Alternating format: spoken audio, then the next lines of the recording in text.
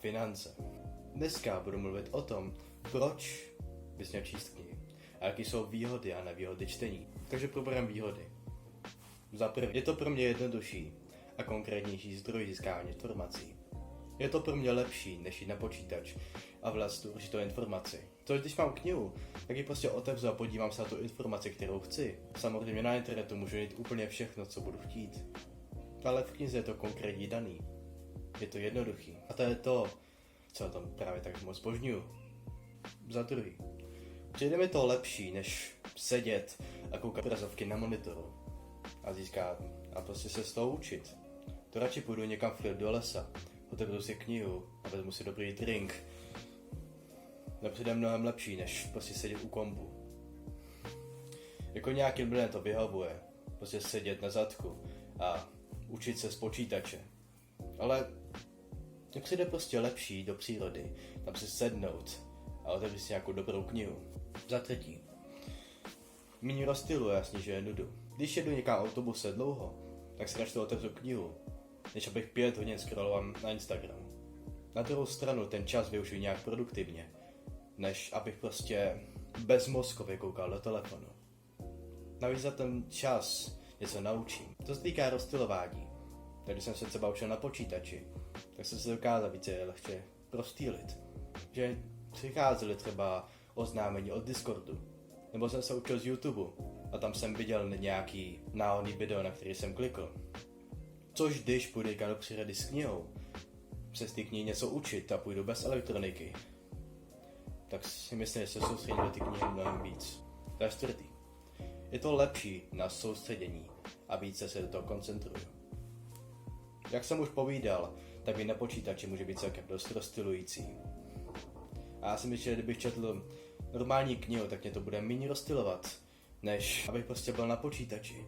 Jako jsou lidi, kteří se taky soustředí na počítači, ale lidi, kteří se často rozstylují na sociálních médiích, tak je přijde lepší si prostě otevřít knihu. Další jsou nevýhody. Tyhle nevýhody jsem se dozvěděl od ostatních spolužáků u mě na intro. A taky co na to říká internet. Za prvý, jsou nákladný. V dnešní době tak jsou knihy celkem dost nákladný. Když jdu do knihkupectví, tak mi kniha vyjde okolo 500, což je celkem dost peněz.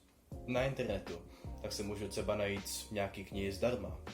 A nebo audioknihy, ty jsou o trochu levnější. Ale já si myslím, že se do toho vyplatí investovat. Za druhý důvod. Málo praktický. Za třetí. Čtení vyžaduje hodně času. To je nejtypičtější odpověď, kterou mi řekli spolužáci, že čtení vyžaduje hodně času. A když říká, že já to mám čas, ale já si myslím, že to beru jako výmluvy. Když ty lidi mají čas 5 hodin ležet v posteli, koukat na Instagram nebo spát celý odpoledne, tak proč by neměli mít čas na čtení? Já chápu, že je těžký se do toho dostat. Je s čtením tak je těžký začít, ale jednoduchý přestat. Což s mobilem tak je jednoduchý začít, ale těžký přestat. Jak se povídal, tak tohle je nejtypičtější důvod, proč lidi nečtou. Kvůli tomu, že prostě na to nemají jednodušší čas. Ale mají čas na spoustu volovin. Mají čas se poflakovat. Mají čas scrollovat na TikToku. Na různých sociálních médií. A nebo chodit s někým ven. Což chodit s někým ven není nějak špatná věc, nepovídám. Ale já si myslím, že každý si dokáže najít nějaký volný čas na čtení. Ten člověk si musí jen uspořádat čas na to, aby měl aspoň půl hodiny nebo hodinu si číst. A já si myslím, že každý dokáže číst. A jestli někdo říká, že nemá čas na čtení, tak je to velká výmluva. Je to pomalejší získání informací, aby to je to čas. Nejen divu, že je to další důvod, proč lidi nečtou. Protože naučit se něco z knihy vyžaduje čas. Což, když máš v knize nějaký téma, tak se místo toho může kouknout na 3minutový video na YouTube. Si prostě podívat na shrnutí. Což je taky celkem dost velká nevýhoda, co se týká knih. Že se z toho dá pomalejš učit než ze sociálních médií. Ale někdo to má třeba naopak. Já třeba radši se učím z knih. Radši se budu učit lesnické věci z knih, než z internetu. Jak už jsem říkal, tak ten důvod je ten, že mi to přijde jako jednodušší získávání informací. Takhle bych nějak zakončil nevýhody a výhody.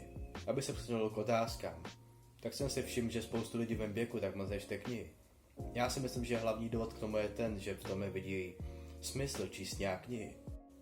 Nebo na to nemají čas, nebo jim to přijde zbytečný. protože mám u sebe mobil a tím se můžu zabavit. Když mám u sebe mobil, tak proč by četli knihu? V dnešní době tak potkat někoho, kdo čte knihy, v mém věku je celkem vzácný. A když někoho takového potkám, tak to celkem respektuji. Ještě mi taky někdo povídal o tom, že čtení knih je úplně k ničemu. Udělal bych příklad. To se týká bojových umění. Je jeden člověk, který přečetl 5 knih o bojových umění a dokázal si z toho všechno zapamatovat.